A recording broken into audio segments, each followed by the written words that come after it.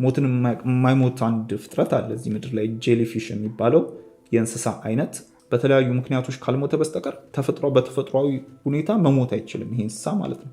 ከእናንተ እይታ እናንተ መቼም አትሞቱም። ከእናንተ ፐርስፔክቲቭ ማለትም ሞት የሚባለውን ነገር ንቃተ ህሊናችሁ ህልውናችሁ ኤክስፒሪየንስ ማድረግ አይችልም። እዚህ ዩኒቨርስ ውስጥ አንድ እውነት አለ፣ ወይ ብቻችንን ወይ ሌሎች ፍጥረታቶች አሉ። ብዙዎች ይህንን ምን ይላሉ?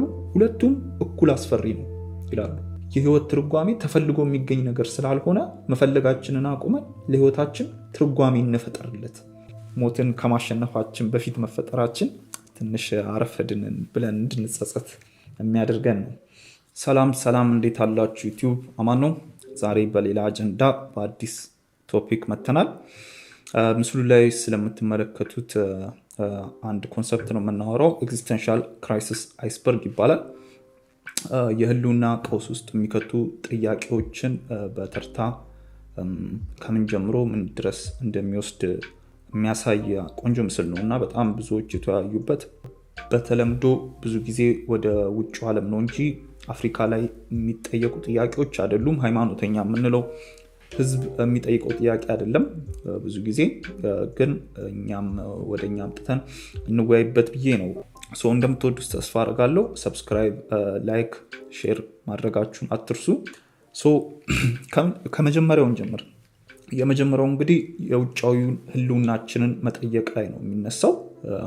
ወደ ውስጥ ህልውናችን ማንነታችንን ከመጠራጠር በፊት ወደ ውጭው ህልውናችን ላይ ይነሳል። እሱ ላይ ብዙም አንቆይም፣ ዋና ዋናዎቹ ላይ ለማውራት።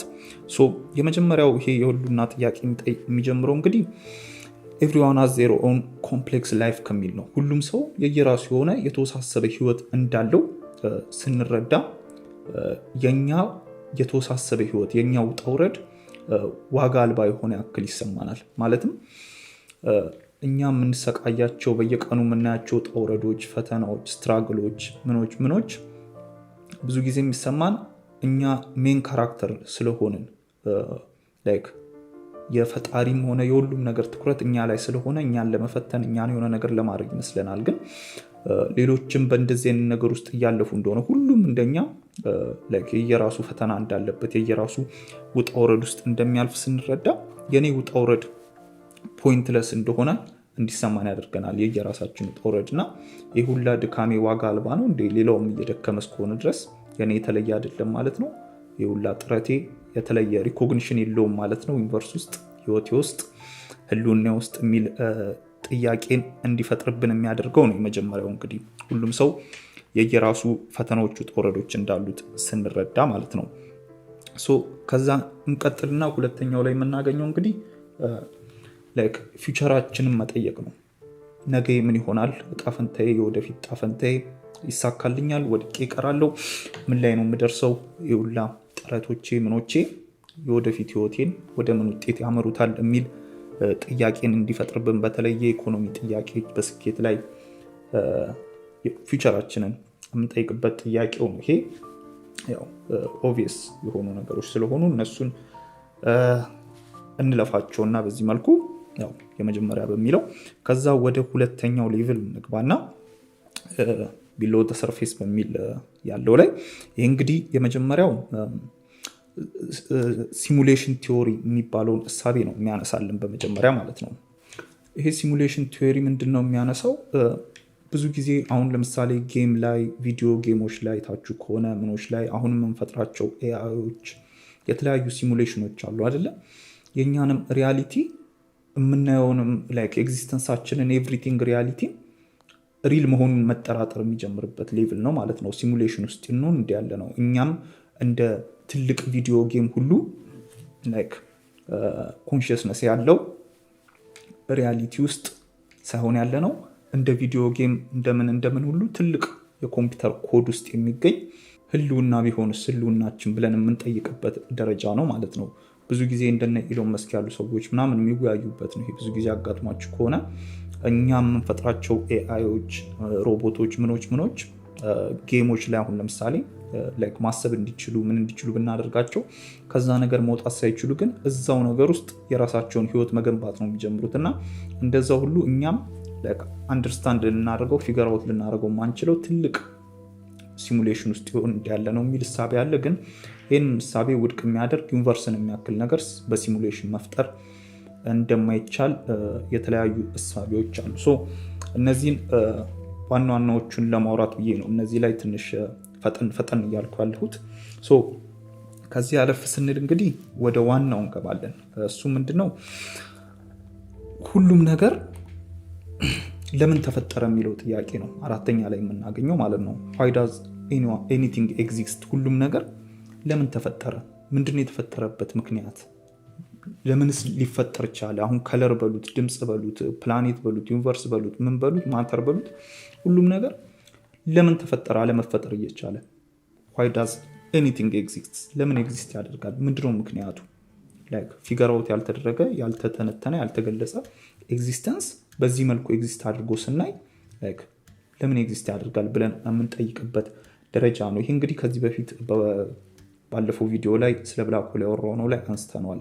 እንበልና ለምሳሌ ለመጀመሪያ ጊዜ ወደዚህ ዩኒቨርስ መታችሁ ሁሉንም ነገር የማየት አጋጣሚ ብታገኙ የምትጠይቁት ጥያቄ ነው። ይሄ ጥያቄ ማለት ነው አሁን ላይ የተለያዩ የማህበረሰብ፣ የሃይማኖት፣ የቤተሰብ የተለያዩ እሳቤዎች እነዚህን ጥያቄዎች መልሰውልን ሁሉም ነገር የተፈጠረበት ምክንያት በሚል የተለያዩ በሃይማኖት እሳቤዎች ተመልሰውልን አድገን ራሳችንን በስለን ስላገኘነው ነው እንጂ እነዚህን የምናውቃቸውን ነገሮች በሙሉ ሳናውቃቸው ወደዚህ ዩኒቨርስ መስተን ሁሉንም ነገር የማየት እድል አጋጣሚ ብናገኝ በንጹህ አእምሮ ምንም ሳናውቅ መጀመሪያ የምንጠይቀው ምን እየሆነ ነው ያለው? ለምንድን ነው ኤግዚስት ያደርገው ይሁላ ነገር? ምንድን ነው እየሆነ ያለው የሚለው ጥያቄ ነው። ይህ እንግዲህ የህልውና ቀውስ ውስጥ የሚከተው የመጀመሪያ ጥያቄ ነው ማለት ነው። እንደነዚህ አይነት ጥያቄዎች ብዙ ጊዜ እንዳልኩት ሃይማኖተኛ ማህበረሰብ ውስጥ በሃይማኖት ስለተመለሱ በሃይማኖት ተመልሰዋል ብለን ተቀብለን ስላለን ነው እንጂ በጣም መሰረታዊ የሆነ ጥያቄ ነው። ኤግዚስተንሻል ክራይሲስ ውስጥ የሚከተው የመጀመሪያው ጥያቄ ነው። እንግዲህ በኋላ ላይም ከዚህ ጋር ተያይዞ ስለምንመጣበት ወደ አምስተኛው እንለፍ። አምስተኛው ምንድነው? አክኖሌጅመንት ኦፍ ዴዝ ነው የሚለው። እሱ ምንድነው? ሞትን መቀበል፣ ሞት የማይቀር ዕጣ ፈንታ እንደሆነ መቀበል ማለት ነው። ይህ እንግዲህ እንዳልኩት ብዙ ሃይማኖት ውስጥ ያሉ ሰዎች ላይረዱት ይችላሉ ማለት ነው። ምክንያቱም ከሞት በኋላ ህይወት አለ የሚለውን ተስፋ ሃይማኖት ስለሚያሰንቀን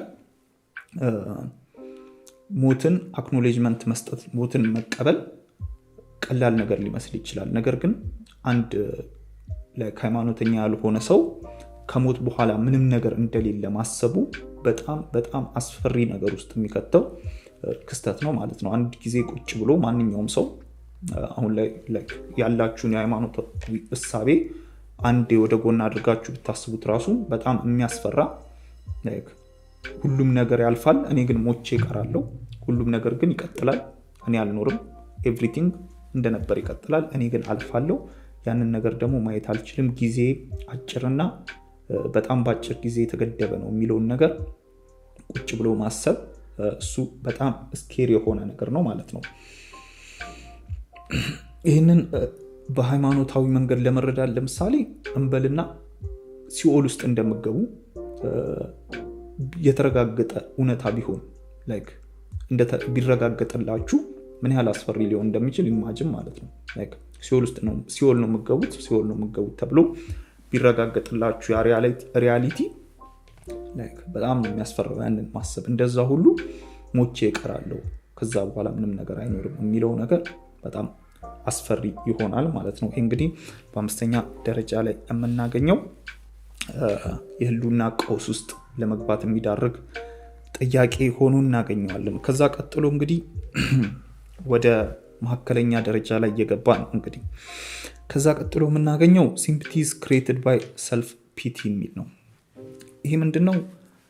እኛ ለሰዎች የምናዝን ፍጥረታት አይደለንም የሚለውን እውነታ መቀበል መቻል ነው። በተለያዩ ጥናቶች እንደሚያሳየው እኛ ለሰዎች የምናዝነው ሰዎች የሆነ አደጋ ሲደርስባቸው ምን ሲል we feel sorry አይደለ እናዝናለን ምናምን አይዞን እኔን ምናምን የምንለው ለነዛ ሰዎች አደጋ ስለደረሰባቸው አዝነን ሳይሆን እኛ እዛ አደጋ ውስጥ ሆነን ራሳችንን ስናየው ለማየት ስለማንፈልግ ከራሳችን ፐርስፔክቲቭ አንጻር ነው እንጂ የምናዝነው ትክክለኛ ለሰው የሚያዝን ማንነት የሌለው ህልውና እንዳለን የምንረዳበት ደረጃ ነው ማለት ነው። ይህ ደረጃ እጅግ ራስ ወዳድ በሆነ መልኩ ዝግመተ ለውጣችን ዲቨሎፕ ያደረገው ራሱን ሰርቫይቭ ለማድረግ ስለሌሎች ምንም ግድ የሌለው ነገር ግን ራሳችንን ብቻ ሰርቫይቭ ለማድረግ እና ራሳችንን ከአደጋ አውጥተን ሁሌም የተመቻቸው ሁኔታ ውስጥ ለማስቀመጥ ስንል በዛ መልኩ የተገነባ ህልውና ያለን ሰዎች እንደሆነ ስንረዳ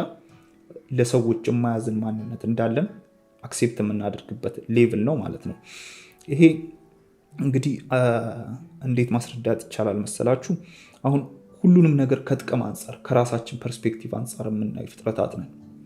ለምሳሌ ሰው ስንረዳ ራሱ አስተውላችሁ ከሆነ ብዙ ጊዜ ሰው ስንረዳ ከፈጣሪ እናገኘዋለን፣ አረ ከእግዚአብሔር አገኘዋለሁ የምንልበትን አጋጣሚ አስተውላችኋል ብዬ አስባለሁ። እንግዲህ ለሰዎች ማድረግ፣ ሰዎችን መጥቀም፣ ለሰዎች በጎ ነገር ማድረግን ራሱ ከትርፍ አንጻር ነው የሚያየው ማንነታችን ማለት ነው። ስብዕናችን፣ ህልውናችን የተገነባበት ወይ ያ ነው። ሃይማኖትን ራሱ ለትርፍ መርዳታችንን ራሱ መልሶ ራሳችን ለጥቅም እንደ ቢዝነስ ማለት ነው፣ እንደ ቢዝነስ ነው የምናየው እንጂ በንጹህ ልቦና አውት ኦፍ ነቲንግ ላይ ካለምንም ምክንያት የሚረዳ ማንነትን መገንባት እጅግ አስቸጋሪ ነው። ብዙ ነገራችን ከራሳችን ጥቅም አንጻር የተገነባ ነው እና ሌሎችን የመርዳት ፍላጎት፣ ለሌሎች የማዘን ፍላጎት የሌለው ማንነት እንደሌለን ስንረዳ የምንደርስበት ያ የኤግዚስተንሻል ክራይሲስ ሌቭል ነው። እንግዲህ 6ኛ ላይ የምናገኘው 7ኛ ላይ የምናገኘው ላስት ተርስዴይዝ የሚለው እሳቤ ትንሽ መጀመሪያ ላይ እንዳልኳችሁ 3ኛ ላይ እንዳነሳ ነው ጋር ይመሳሰላል። ዛትማች ግልጽ ባይሆንም ግን ሁሉም ነገር የተፈጠረው ላስት ተርስዴይ ቢሆንስ፣ ያለፈው ተርስዴይ ላይ ቢሆንስ የተፈጠረው ሁሉም ነገር እና አእምሯችን ሀፕን እንዳደረገ ተቀብሎት በሚሞሪ መልክ አክሴፕት አድርጎት ነው እንጂ እውነት ሀፕን አድርጎ አይደለም የሚል እሳቤ ነው። ዳትማች ክሊር አይደለም ለእኔም። ላወዛግባችሁ ስለማልፈልግ ይሄኛውን ኢፍ ዩ አር ኢንተረስትድ በራሳችሁ አየት ለማድረግ ሞክሩ። ሌላው 8ኛ ደረጃ ላይ የምናገኘው ንቃተ ህሊና ዩ አር አሎን ኢን ዩር ብሬን የሚለው እሳቤ ነው። ይሄ አንድ ቆንጆ ሀሳብ ነው። እስቲ ላይ አሁን ጠለቅ ብለን ብናወራ ደስ ይለኛል። ንቃተ ህሊናችንና እኛ ብቻ ነን እዚህ ዩኒቨርስ ውስጥ የምንተዋወቀው አንድ ነገሮች ብንኖር ማለት ነው። እኔና ንቃተ ህሊና ብቻ ነው እኔን የማውቀው፣ ኮንሽስነሴና እኔ ብቻ ነኝ እንጂ ማንም ሰው ከራሱ ኮንሽስነስ ውጭ ሌላ ሰው ያንን ሰው ሊያውቅ የሚችልበት መንገድ የለም። ማንነታችን፣ እኛነታችን ኮንሽስነሳችን እና ብሬናችን ውስጥ የተቆለፈ ነገር ነው፣ ሎክድ የሆነ ነገር ነው። ማንም ሰው የፈለገ ብናወራ፣ የፈለገ ውስጣችንን ለማስረዳት ብንሞክር፣ ራሳችንን ኤክስፕሌን ልናደርግ ብንሞክር ማንም ሰው እኛን መረዳትና ማወቅ በፍጹም አይችልም። ኮንሽስነሳችንን ሙሉ ለሙሉ ማወቅ የምንችለውና መረዳት የምንችለው አንድ ፍጥረት እዚህ ዩኒቨርስ ውስጥ እኛና እኛ ብቻ ነን። እናንተን ራሳችሁን ማንም ሰው ሳያውቃችሁ ነው የምትሞቱት። ከተወለዳችሁ እስከምትሞቱ ደረጃ ድረስ ያለውን እናንተነት ማንም ሳይረዳው ማንም ሳያውቀው ነው የምትሞቱት።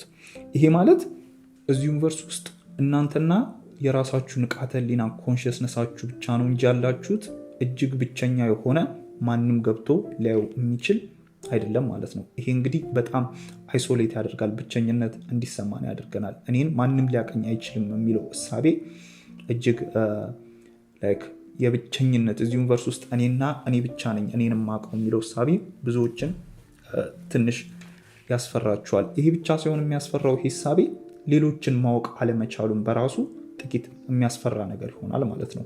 ማለትም እኔን ማንም ማወቅ የማይችል ከሆነ እኔና ኮንሽስነስ እኔ ብቻ ኮንኩ ማወቅ የምችለው ሎክድ ከሆነ እናንተ እኔን ማወቅ አትችሉም፣ እኔም እናንተን ማወቅ አልችልም። ዳት ሚንስ ሰዎችን ሙሉ ለሙሉ መረዳት የማንችል ህልውና ያለን እንደሆነ ህልውናችን በእኛና በእኛ ብቻ የተቆለፈ፣ ሰዎች የፈለገ ቢያወሩ በመጽሐፍ ማንነታቸውን ቢያስረዱ እሳቢያቸውን በቪዲዮ በምን ቀርተው ለማስቀመጥ ቢሞክሩም ግን በፍጹም እነሱን ማወቅ አይቻልም እና በጣም አይሶሌት እንደሆናችሁና ብቸኛ እንደሆናችሁ እንዲሰማችሁ የሚያደርግ የተቆለፈ ሎክድ የሆነ ብሬናችሁ ብቸኛ እንደሆነ እንዲሰማ የሚያደርግበት ደረጃ ነው። እና ይሄ ስለ ኮንሽስነስ ሲነሳ ትንሽ አንድ ሁለት ብንል ጥቂት አንድ ሁለት ነገሮችን ብናነሳ ደስ ይለኛል። ኒቼ የምወደው ፈላስፋ ነው። ኒቼ ከኮንሽስነስ ጋር ተያይዞ ያለው እይታ በጣም ደስ ይለኛል ማለት ነው። ብዙ ጊዜ እኛ ንቃተ ህሊናችንን እጅግ የተራቀቀ አድርገን እናየዋለን። አውት ኦፍ ቶፒክ ነው፣ ወጣ ያለ ሀሳብ ቢሆንም ግን እናንሳው ብዬ ነው። ብዙ ጊዜ እኛ ንቃተ ህሊናችንን ከእንስሳት የተሻለ በጣም ዲቨሎፕ የሆነ በጣም የተራቀቀ የማሰብ አቅማችን ትልቅ እንደሆነ ነው የምናስበው ማለት ነው። ራሳችንን አራቀን የምናይበት ደረጃ አለ አይደለ? እዚህ ጋር ግን ኒቼ የተለየ እሳቤ ነው ያለው ማለት ነው። ምን ይለናል ኒቼ? ንቃተ ህሊናችን እጅግ በስህተት በኢረር የተሞላና በሰው ልጆች የዝግመተ ለውጥ ሂደት መጨረሻ ላይ ዲቨሎፕ ያደረገ እጅግ የዘቀጠና ፍጹም ደካማ የሆነ በስህተቶች የተሞላ ንቃተ ህሊና ያለን ይላል። ኮንሽስነሳችን ኢረር ብቻ በስህተቶች ብቻ የተሞላ ኮንሽስነስ ነው። ለዚህም ደግሞ ተጨማሪ ምክንያት የሚሆነው በሰው ልጆች ዝግመተ ለውጥ ሂደት ወቅት መጀመሪያ ኢሞሽንን፣ ኢንስቲንክትን፣ ኢንተለጀንስ የሚባሉትን ነገሮችን፣ ስሜቶችን፣ ምኖችን ዲቨሎፕ ካደረግን በኋላ ነው ንቃተ ህሊና ዲቨሎፕ ያደረገው ማለት ነው። እና ይህም ንቃተ ህሊናችን መጨረሻ ላይ ዲቨሎፕ ማድረጉ እጅግ በስህተት የተሞላና ሙሉ በሙሉ ዲቨሎፕ አድርጎ ያልጨረሰ እጅግ ደካማ የሆነ ንቃተ ህሊና እንዳለን ይነግረናል ማለት ነው። እዚህ ላይ ጨምርና ንቃተ ህሊናችን ኮንሽስነሳችን እጅግ የተራቀቀ እና ብቁ ሙሉ ደረጃ ላይ የደረሰ እንደሆነ አምነን ተቀብለን መመጻደቃችን ጭራሹኑ ንቃተ ህሊናችን እዛው ቆሞ እንዲቀር አድርጎታል ይናላል ማለት ነው። እና ትንሽ ለየት ያለ ሀሳብ ይመስላል አይደለ? በጣም ስለወደድኩት ነው እዚህ ጋር አያይዤ ያነሳሁት ማለት ነው። ለበኋላ ይጠቅመናል። ኒቼ ንቃተ ህሊናችን እንግዲህ በስህተት የተሞላ እንደሆነ ይነግረናል። በዚህ በስህተት የተሞላ ንቃተ ህሊና ውስጥ ሎክድ ሆነን ራሳችንን እናገኘዋለን። እና ይሄ የሚሰራቸው ስህተቶች ንቃተ ህሊናችን የሚሰራቸው ስህተቶች ደግሞ በጊዜ ሂደት ራሳችንን መጥፊያችን ሊሆን እንደሚችል ይሄ እኛ ሰው መሆናችንን እንደምንመጻደቅ የሚያደርገንን ንቃተ ህሊናችንን ኒቼ መጥፊያችን ራሱ ሊሆን ይችላል ይለናል ማለት ነው። ከሚሰራቸው ስህተቶች ብዛት ከሚሰራቸው ስህተቶች የተነሳ ንቃተ ህሊናችን ልንመጻደቅበት የሚገባ ሲሆን ፍጹም ደካማና በስህተቶች የተሞላ እኛን ራሳችንን ሊያጠፋን የሚችል ንቃተ ህሊና ነው ይለናል ማለት ነው። እዚህ ጋር ንቃተ ህሊናን ሌላ ደረጃ ላይ መድረስ ይችላሉ፣ ስህተትን የማይሰራ ንቃተ ህሊናን ዲቨሎፕ ማድረግ ይቻላሉ የሚል ጥያቄ እንጠይቅ ያደርገናል ማለት ነው። ካረዘምኩት ሶሪ፣ ግን ከዚህ ጋር አያይዤ የጻፍኩት አንድ ጽሁፍ ነበረ። ባይሴንቴኒያል ማን የሚል አንድ ፊልም አለ ማለት ነው፣ በሮቦት ላይ የተሰራ ከንቃተ ህሊና ጋር ተያይዞ። አለማየሁ ገላጋይ 2020 ላይ አንድ የጻፈው መጣጥፍ ነበረ ማለት ነው፣ ፍትህ መጽሔት ላይ ይመስለኛል። ከዛ ላይ አይቼ ከዛ ላይ ተውሻ ሀሳቡን የጻፉት አንድ ነገር ነበረና ምንድነው ይህ ሀሳብ? ይሄ ሮቦት አንድ ሰውዬ አንድ ሮቦትን ይፈጥራል። ይሄ ሮቦት እንደማንኛውም ዲቨሎፕ ያደረገ አድቫንስድ የሆነ ሮቦት ነው፣ ሁሉንም ነገሮች ያደርጋል። በጊዜ ሂደት ይሄ ሮቦት የማሰብ ንቃተ ህሊና ዲቨሎፕ እንዲያደርግ ያደርጓል ማለት ነው። ይሄ የፈጠረው ሰውዬ በዚህ ንቃተ ህሊናን ዲቨሎፕ ማድረግ ሲጀምር ስሜትን ዲቨሎፕ ማድረግ ይችላል። ሰው እንደ ሰዎች ማለት ነው ይጀምራል ማለት ነው። የኛ አይነት ንቃተ ህሊናን ያገኛል። ከዛ በኋላ ይህን ንቃተ ህሊና ሲያገኝ መጀመሪያ ላይ የሰማው ቃል ምን ይሆናል? ፍቅር የሚለውን ቃል ይሆናል ማለት ነው። ይሄ ሮቦት ፍቅር ምንድን ነው ብሎ ሲጠይቅ ሮቦት ያለው ዳታ ይመልስለታል ፍቅር እንደሆነ። ይሄ ሮቦት ያፈቅራል። ለመጀመሪያ ጊዜ ታዲያ ማንን ያፈቅራል? ይሄ የፈጠረውን የኦነሩ የባለቤቱን ልጅ ያፈቅራታል ማለት ነው። የዚህ ሰውዬ ካፌ ውስጥ ነበረ የሚሰራው፣ ይሄ ሮቦት ይሰራ ነበረ እና አፍቅሬሻለሁ ምናምን ይላታል ማለት ነው ለልጅቷ። እቺ ልጅ ታዲያ ምን ትለዋለች? አንተ እኮ ማፍቀር አትችልም፣ እንደ ሰዎች ስሜት አይሰማህም፣ አትሳሳትም፣ አታዝንም፣ አትከፋም፣ ስሜት አይሰማህም። አሁን ባለፈው ከሌላ ወንድ ጋር ስሳሳም አይተኸኝ ምንም አልተሰማህም ነበረ፣ ምንም አይነት ስሜት የሌለ ሰው ነክ ምናምን ነገር ትለዋለች፣ ሮቦት ነክ ትለዋለች ማለት ነው። በዚህ ጊዜ በሳጭና ያምጻል። የፈጠረው ሰውዬ ጋር ሄዶ ለምን እንድሳሳት አድርጋ አልፈጠርከኝም፣ ለምን ፐርፌክት አድረግከኝ ምናምን ብሎ በዚህ ተበሳሽቶ እየተብሰለሰለ ይሄዳል። እየሄደ እያለ ታዲያ በዚህ እየተብሰለሰለ እያለ ልጅቷን እቺ ያፈቀራትን ልጅ ሮቦቱ ዞሮ እየተመለከታት ይሄዳል ማለት ነው።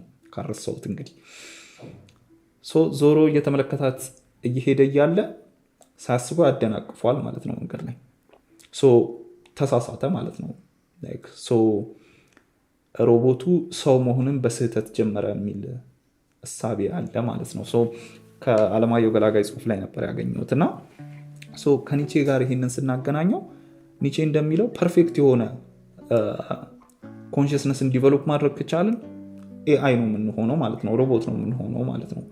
መሳሳታችንን ኒቼ በጣም ለየት አድርጎ ያዋል እና በጽሁፉ ላይ አለማየሁ ገላጋይ ፈጣሪ ትልቁ ጥበቡ አሳስቶ መፍጠር መቻሉ ነው የሚል ሀሳቤን ያነሳል ማለት ነው። እና ከዚህ ጋር አያይዛችሁ ትንሽ ከዚህ ጋር አያይዤ ላንሳላችሁ ነው። ይህንን ሀሳብ ብዙ ጊዜ ለአነሳው ስለምፈልግ ነው። ቀጣዩ የምናገኘው 9ኛ ነጥብ ላይ እንለፍና ጊዜያችንን ለመቆጠብ አፍተር ላይፍ ስፔክቲዝም የሚባለው እሳቤ ነው። እሱ ምንድነው? ይሄ ለዘመናት ተቀብለናቸው የመጣናቸው ከሞት በኋላ አለ ብለን የምናስበው ገነትና ሲኦል ለዘመናት አምነን ተቀብለነው የመጣ ነው። ይሄ እሳቤ ተስፋን ያሰነቀን ነገር እውነት ገነትና ሲኦል ባይኖርስ የሚል ጥርጣሬን መጠየቅ የምንጀምርበት ደረጃ ነው ማለት ነው። የአፍተር ላይፍ ስፔክቲዝም የምንለው እንደሚባለው ከሞት በኋላ ህይወት ባይኖርስ፣ ቅድም እንዳነሳ ነው ሞቶ መቅረት ቢሆንስ፣ ምንም ነገር ባይኖርስ የሚለው አስፈሪ የሆነ እሳቤ ላይ የምንደርስበት ሰዓት ነው ማለት ነው። ንቃተ ህሊናችን ዲቨሎፕ አድርጎ ከጨርሰ በኋላ እኛ ንቃተ ህሊናችን ነን ብለናል ነው። ንቃተ ህሊናችን አንዴ ካበቃ በኋላ ሌላ ቦታ ላይ ኤግዚስት ማድረግ የማይችልበት፣ እኛ ራሳችንን ድጋሚ በሌላ ዓለም በሌላ ህይወት ማግኘት የማንችልበት እውነታን መቀበል የምንጀምርበት ሰዓት ነው እና አፍተር ላይፍ ከሞት በኋላ አለ ብለን የምናስበውን ህይወት አለመቀበል፣ ገነትና ሲኦል የሚባለው እሳቤ የለም ብሎ ማመን ነው። ይህ እንግዲህ ብዙ ጊዜ ኤቲስቶች በዚህ ነው ከሃይማኖተኞች ለየት የሚሉት። ከሞት በኋላ ላይፍ ገነት እና ሲኦል የሚባለው እሳቤ የለም ይላሉ።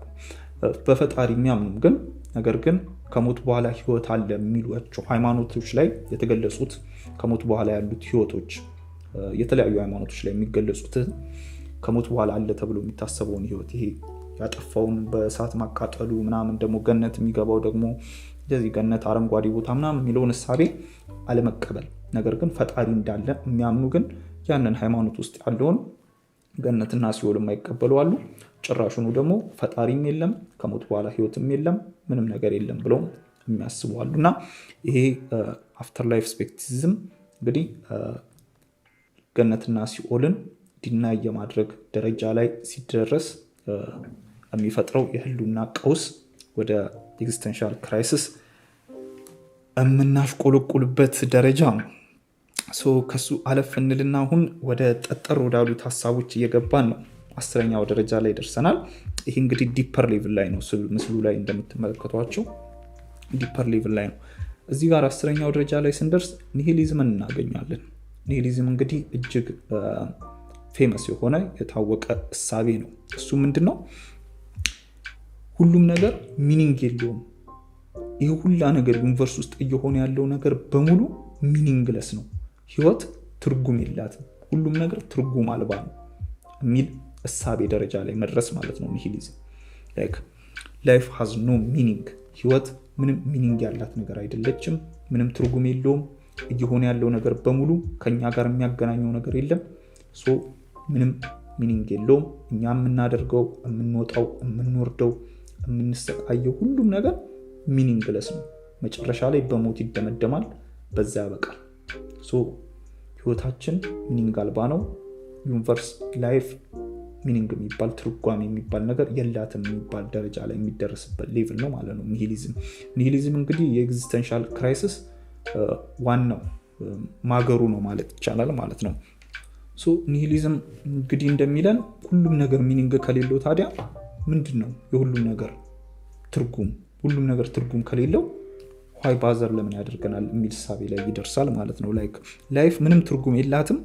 ህልማችንም እውነታችንም ሆነ ህልማችን ተመሳሳይ ነው። ምንም ትርጉም የለውም እውነታ ላይ ላይክ ቪዲዮ ጌም ተጫውቶ ምንም ስኮር አለማድረግ እንደማለት ነው። እዛ ደረጃ ላይ ይደርሳል። ይህ እንግዲህ በጣም አንዣይቲ ውስጥ የሚከት ድብርት ውስጥ የሚከት ላይፋችን ሚኒንግ አልባ እንደሆነ እንዲሰማን የሚያደርገን ደረጃ ነው ማለት ነው ኒሂሊዝም። ኒሂሊዝም እንግዲህ ሁሉም ሃይማኖታዊ በሉት ፖለቲካዊ በሉት ላይክ በፍልስፍናም ይሁን ሁሉም ለህይወት የተሰጡ ትርጓሜዎች ሚኒንጎች እንዳለ ስህተት እንደሆኑ ነው የሚያምነው ማለት ነው። በየትኛውም ሃይማኖት የተተረጎመ ላይፍ እንግዲህ የተፈጠርንበት ምክንያት ይሄ ነው። የተለያዩ እሳቤዎች የተለያዩ ነገሮችን ይነግሩናል አይደለም። ክርስትና የተፈጠርንበት ምክንያት ምን እንደሆነ ይነግረናል። እስልምናም እንደዛ። ሁሉም በየፍልስፍናው ኒሂሊዝም ግን ሁሉም ጀስት ራሱን ለማጽናናት የፈጠረው እሳቤ ነው። ህይወት ትርጉም አልባ እንደሆነች ላለመቀበል ብሎ ለራሱ የሰጠው ትርጓሜ ነው፣ ለህይወት የሰጠው ትርጓሜ ነው እንጂ ህይወት ከትርጓሜ ጋር አልፈጠረችም የሚል እሳቤ ላይ የሚደረስበት ሌቭል ነው ማለት ነው ኒሂሊዝምን። እንግዲህ ኒሂሊዝምን በደንብ ካሰራጩ ሰዎች ውስጥ አንዱ የሆነው ኒቼ፣ ቅድም ያልኳችሁ ፍሬድሪክ ኒቼ ፈላስፋው። እሱ ግን ይህንን እሳቤውን ቀየር አድርጎ ምን ይለናል?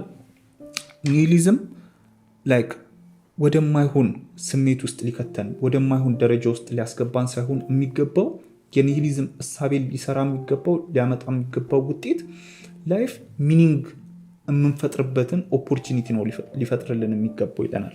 እሱ ምንድነው? የህይወት ትርጓሜ ላይክ ተፈልጎ የሚገኝ ነገር አይደለም። ህይወት ከትርጓሜ ጋር የፈጠረችን ነገር አይደለችም። እሱ ትክክል ነው ይላል። ነገር ግን እኛ ህይወታችንን ትርጉም ያለው እንድናደርገው እድል ሊፈጥርልን ይገባል። ይሄ ከትርጓሜ ውጭ መፈጠራችን ነው የሚለው ኒቼ ማለት ነው። በዚህ መልኩ እናቀንቅነው፣ በዚህ መልኩ ሼፕ ይደረግ ነው የሚለው ኒቼ። ኒቼ እንደሚለው ኒሂሊዝም ወደ ተስፋ መቁረጥ፣ ወደ ድብርት፣ ወደ ጭንቀት ትርጓሜ የሌለው ህይወት ነው የምኖረው፣ ምንም ዋጋ የለውም ህይወቴ ከሚል ይልቅ ትርጓሜን እንድንፈጥር እድል እንዲከፍት ልናደርገው ይገባል። ይህንን አክሴፕት አድርገን ያለ ትርጓሜ ህይወታችን ምንም ትርጓሜ የሌለው ነገር ነው፣ ከትርጓሜ ጋር ከሚኒንግ ጋር አይደለም የተፈጠር ነው። ግን የህይወት ትርጓሜ ተፈልጎ የሚገኝ ነገር ስላልሆነ መፈለጋችንን አቁመን ለህይወታችን ትርጓሜ እንፈጥርለት፣ ህይወታችንን ሚኒንግ ያለው ህይወት እናድርገው። የሆነ ነገር ሰርተን የሆነ ነገር ፈጥረን ሚኒንግ ያለው ላይፍ ኑረን እንድናልፍ እድል ሊፈጥርልን ይገባል። ቢኮዝ ሁላችንም ለአንድ ሚኒንግን የተፈጠር ነው፣ ለአንድ ምክንያት ነው የተፈጠር ነው ብለን አክሴፕት አድርገን ሚኒንግ ሳንፈጥር ከምናልፍ ይሄ ከሚኒንግ ውጭ ከትርጓሜ ውጭ ከፐርፐዝ ውጭ ነው የተፈጠር ነው የሚለውን እውነታን አክሴፕት አድርገን ህይወታችንን ፐርፐስፉል ሚኒንግፉል እንዲሆን የሆነ ሚኒንግ እንፍጠርለት የሚል እሳቤን ይፈጥርልናል ማለት ነው ኒቼ እዚህ ጋር። እንግዲህ ቀጣዩ እንግዲህ 11ኛ ላይ የምናገኘው we are alone in the universe የሚለው እሳቤን ዲቨሎፕ ማድረግ ነው። እዚህ ዩኒቨርስ ውስጥ ያለነው ኢንተሊጀንት ላይፍ ኮንሽስነስ ያለው በንቃተ ህሊና ላይ ያለ ህይወት እኛ ብቻ ነን የሚል እሳቤ ላይ መድረስ ነው ማለት ነው። እንግዲህ በዚህ የተለያዩ እሳቤዎች ቢኖሩም ግን አንድ ነገር አለ። እሱ ምንድነው? እዚህ ዩኒቨርስ ውስጥ አንድ እውነታ አለ። ወይ ብቻችንን ወይ ሌሎች ፍጥረታቶች አሉ። ብዙዎች ይህንን ምን ይላሉ? ሁለቱም እኩል አስፈሪ ነው ይላሉ። ነገር ግን እጅግ የሚያስፈራው ብቻችንን ከሆንን ነው። ብዙዎች ሌሎች ፍጥረታት ካሉ ይፈራሉ፣ ኤሊየኖች ቢኖሩ ምናምን የሚል ስጋት ውስጥ ይገባሉ። ነገር ግን እጅግ አስፈሪ የሚሆነው ሌሎች ፍጥረታት ቢኖሩ ሳይሆን ሌሎች ፍጥረታት ባይኖሩ ብቻችንን ብንሆን ነው። ይሄ 13.8 ቢሊዮን ዓመት ሙሉ ኤግዚስት ያደረገ ዩኒቨርስ ውስጥ 2 ትሪሊዮን በላይ ጋላክሲዎች ያሉበት ዩኒቨርስ ውስጥ ከአሸዋ የሚበዛ ከዋክብት ቁጥር ስፍር የሌለው ፕላኔት ባለበት ዩኒቨርስ ውስጥ እኛና እኛ ብቻ ከሆንን እጅግ አስፈሪ የሚሆነው ያኔ ነው። ሌሎች ፍጥረታት መኖራቸው በዛ ልክ አያስፈራም ማለት ነው። ጥያቄዎችን ሊፈጥር ይችላል። ምን ይሆናሉ የሚለው ምን አይነት ይሆናሉ ምናምን የሚለው ጥያቄዎች ውስጥ ልንገባ እንችላለን እንጂ ብቻችንን እንደመሆናችን አስፈሪ አይሆንም። ምክንያቱም ያ ነው ሌሎች ከባባድ ጥያቄዎችን የሚያነሳልን ማለት ነው። እዚህ የሚያክል ዩኒቨርስ ውስጥ ብቻችንን መሆናችን እጅግ ብቸኝነት እንዲሰማን ያደርገናል ማለት ነው። አንድ ያለነው ኢንተሊጀንት ላይፍ እዚህ ኮስሞስ ውስጥ እኛ ብቻ ከሆነ ያ ኢትስ ሪሊ ስኬሪ ማለት ነው። እኔንም ያስፈራኛል ያ በእውነት ነው የምላችሁ። እንግዲህ እስካሁን ድረስ በእኛ ዙሪያ ያሉ 5000 ኮከባትን ለማጥናት ሞክረናል። የተለያዩ ሳይንቲስቶች ናሳ እስካሁን ያጠና ነው 5000 ኮከባትን ብቻ ነው። 5000 ኮከባት ዙሪያ ኦርቢት የሚያደርጉ ፕላኔቶችን ዲቴክት አድርገን እንግዲህ እስካሁን ኢንተለጀንት ላይፍን ልናገኝ አልቻለም። ሜቢ ባይኖርስ የሚል ጥያቄን ይፈጥርብናል ማለት ነው። እኔ በራሴ ሌሎች ላይፎች እንዳሉ ነው አክሴፕት ማድርገው፣ ግን እማም ነው።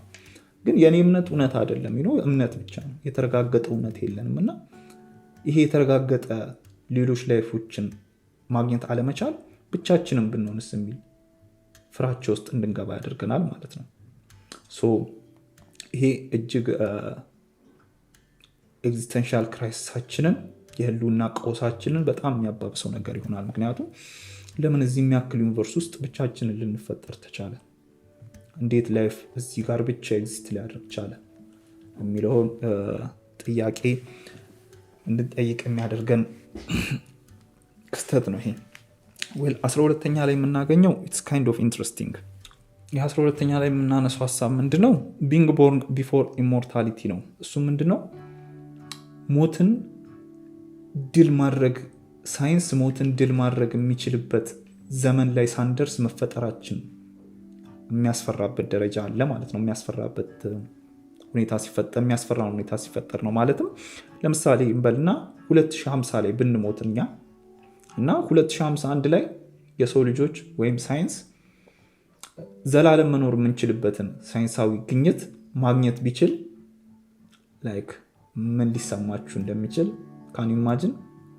ወይም ለረጅም ዘመናት መኖር የምንችልበትን ሳይንሳዊ ቀመር ዲስከቨር ማድረግ ቢቻልና ወይም ደግሞ ያ እንደሚቻል ብታውቁና ነገር ግን ከዛ በፊት እኛ መፈጠራችን ያን ዲስከቨር ሳናደርግ በፊት መፈጠራችን we don't know maybe የልጅ ልጆቻችን ያን ዲስከቨር ሊያደርጉት ይችላሉ። ነገር ግን እነሱ ዘላለም ቢኖር እንኳን እኛ ያ እድል አያጋጥመንም ማለት ነው። ይህ እንግዲህ በተለያዩ ወዮች እናያቸዋለን። እንግዲህ የተለያዩ ጥናቶች እንደሚያሳዩት 2045 ላይ ትሩ ቴክኒካል ጄኔቲክ ኤዲቲንግ እና በተለያዩ መንገዶች ይህን ነገር ውጤታማ ማድረግ የሚቻልበት እድል እንዳለ ይነገራል። ሞትን ማሸነፍና ለዘላለም ወይም ደግሞ ለዘላለም ባይሆን እንኳን ለረጅም ጊዜ መኖር የምንችልበትን ወይ ፊገር አውት እንደምናደርግ ሳይንቲስቶች እርግጠኛው የሚናገሩት ማለት ነው። እና ይሄ በእኛ ላይፍ ታይም ፊገር አውት ሳይደረግ እኛ ትንሽ እንኳን ላይፍን ሳናጣጥም እኛ ካለፍን በኋላ ይሄንን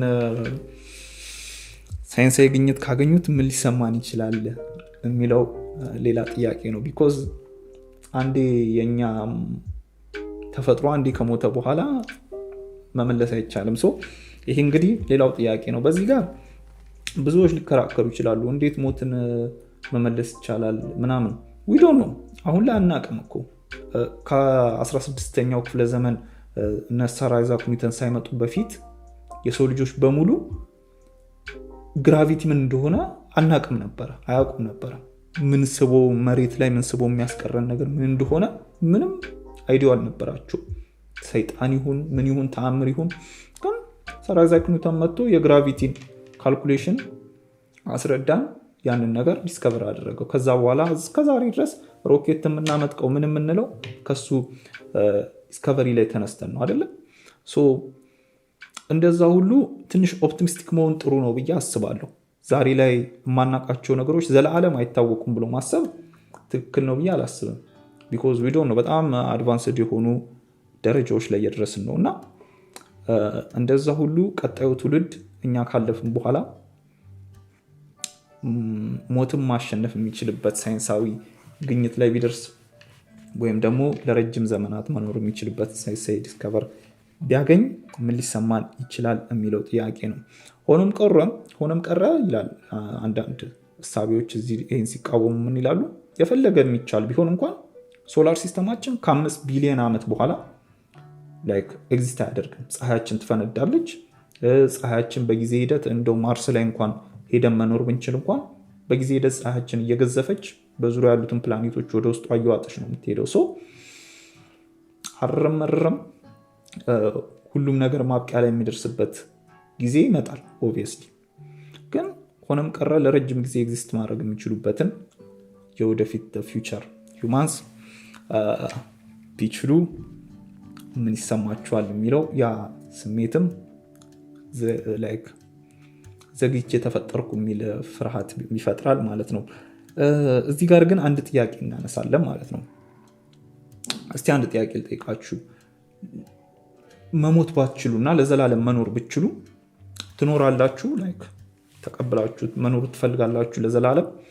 ቢኮዝ አንድ ሳቢ አለ። ከዛ በፊት እዚህ ምድር ላይ አሁን ለዘላለም የሚኖር ሞትን የማይሞት አንድ ፍጥረት አለ እዚህ ምድር ላይ። ጄሊፊሽ የሚባለው የእንስሳ አይነት የውሃ ውስጥ የባህር እንስሳ ነው። ጄሊፊሽ ይባላል። እጅግ ትንሽዬ ነው፣ ትራንስፓረንት ነው እና እሱ በተፈጥሮ ምን አይነት የተፈጥሮ ስጦታ አለው? ወደ ልጅነት ራሱን መመለስ ይችላል። ባረጀ ቁጥር እድሜው በሄደ ቁጥር ወደ ልጅነት ራሱን መመለስ ይችላል። ሌሎች እንስሶች በልተውት ምን ብለውት በተለያዩ ምክንያቶች ካልሞተ በስተቀር በተፈጥሯዊ ሁኔታ መሞት አይችልም ይሄ እንስሳ ማለት ነው። ጄሊፊሽ የሚባለው እንስሳ ካላወቃችሁት ሰርች አድርጉትና አዩት። ይሄ ጄሊፊሽ እንግዲህ ማንም ካልበላው ወይም በተለያዩ ምክንያቶች ሞት ወደሱ ካልመጣ በስተቀር እሱ በተፈጥሯዊ ሞትን አይሞትም።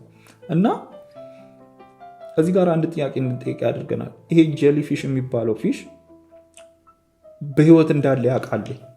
ምክንያቱም አንድ ነገር ኤግዚስት እንዳደረገ እንዳለ የምናውቀው አንጻራዊ ነገሩ ስላለ ነው። ረጅም ነገር እንዳለ የምናውቀው አጭር ነገር ስላለ ነው።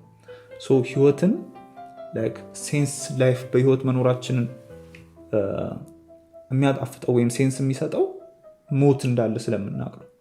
እማን ሞት ፍጥረታት ብንሆን እውነት በህይወት አለ ነው የሚል ጥያቄ ይፈጥራል። እኛ ራሳችንን እማን ሞት ፍጥረታት ብናደርገው እውነት በህይወት አለ ነው? ያንን የሚያረጋግጥልን እውነታው ምንድን ነው?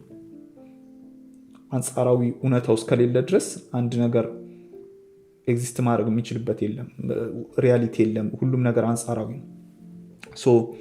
አንዳንዶች በዛ መልኩ ያዩታል። መሞት እማንችል ፍጥረታት ብንሆን እውነት በህይወት አለ ነው የሚል ጥያቄን ያነሳል ማለት ነው። ቢንግ ቦርን ቢፎር ኢሞርታሊቲ የሚለው እሳቤ ይሄ ነው። ሞትን ከማሸነፋችን በፊት መፈጠራችን ትንሽ አረፈድን ብለን እንድንጸጸት የሚያደርገን ነው። እሺ ወደ ጠለቅ ወዳለው እየገባን ነው። አሁን እንግዲህ ወደ አሪፎቹ እሳቤዎች እየመጣን ነው። 13ኛ ላይ የምናገኘው ዱዋል ኮንሽስነስ ቲዎሪ የሚባለው እሳቤ ነው። ይሄ ዱዋል ኮንሽስነስ ቲዎሪ የሚባለው ምንድነው? እኛ ንቃተ ህሊናችን አንድ ብቻ አይደለም፣ ሁለት ንቃተ ህሊና ያለን ፍጥረታት ነን የሚል እሳቤ ነው። ህልውናችን አንድ ብቻ አይደለም። ለዚህም ደግሞ የተለያዩ ማረጋገጫዎች ራሱ አሉ ማለት ነው። በእውነት እሱ ምንድነው? አእምሯችን ሁለት አይነት የአእምሮ ክፍል ነው ያለን፣ ሌፍት ብሬን እና ራይት ብሬናችን አይደለ?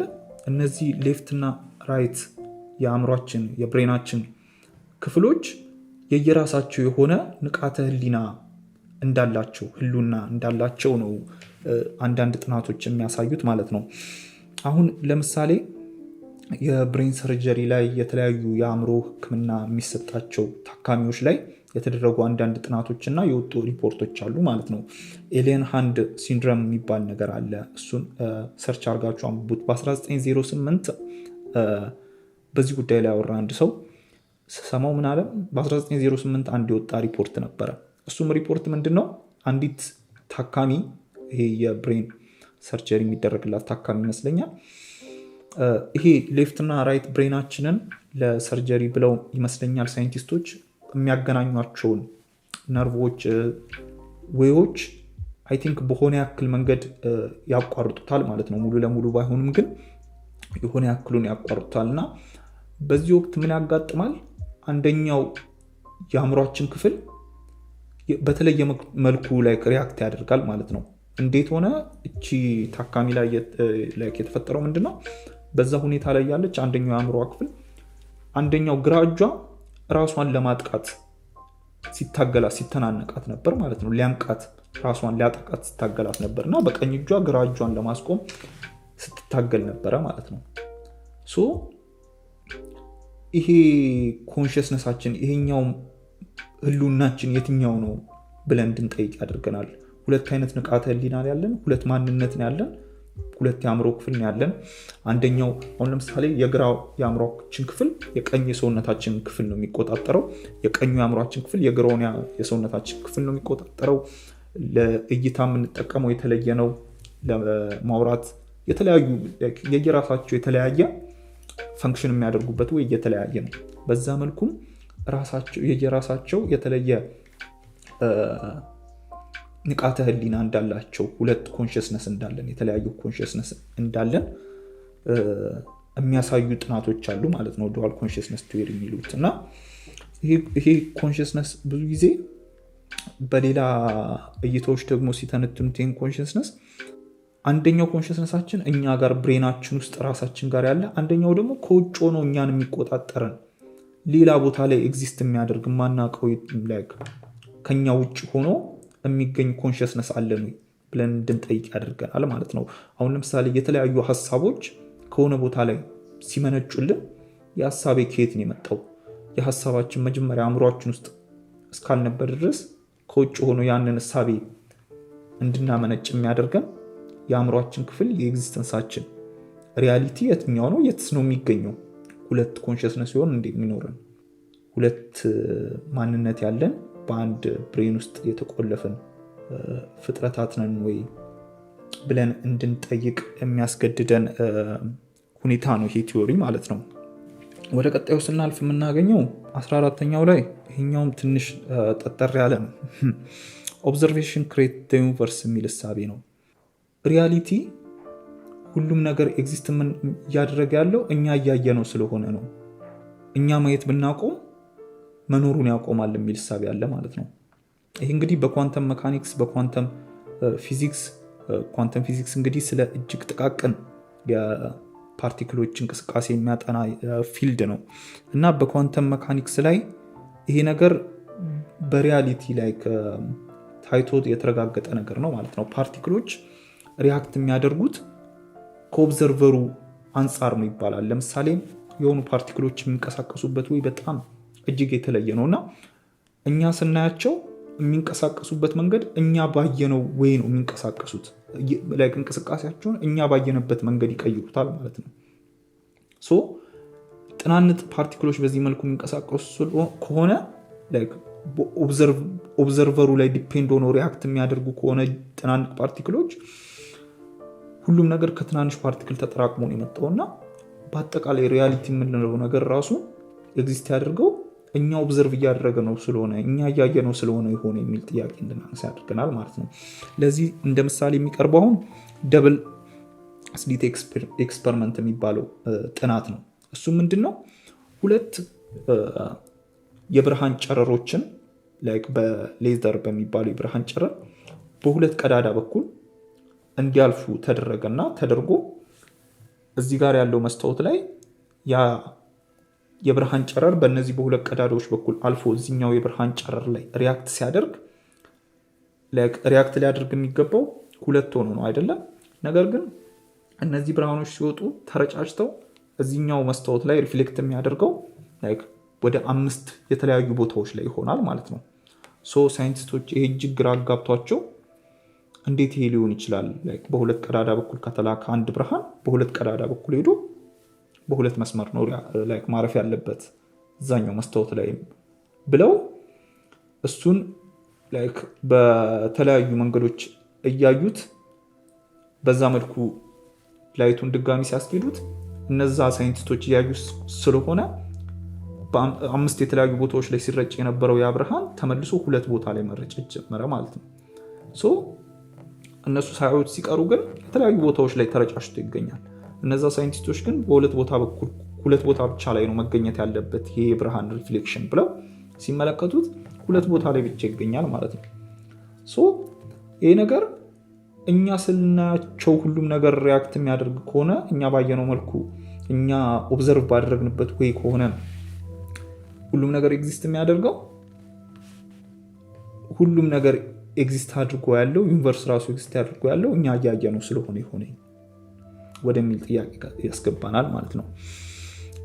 ከዚህ ጋር ተያይዞ አሌክስ ኦኮርነር የተባለ አንድ ልጅ ያነሳው አንድ ነገር ነበር። ምን አለ?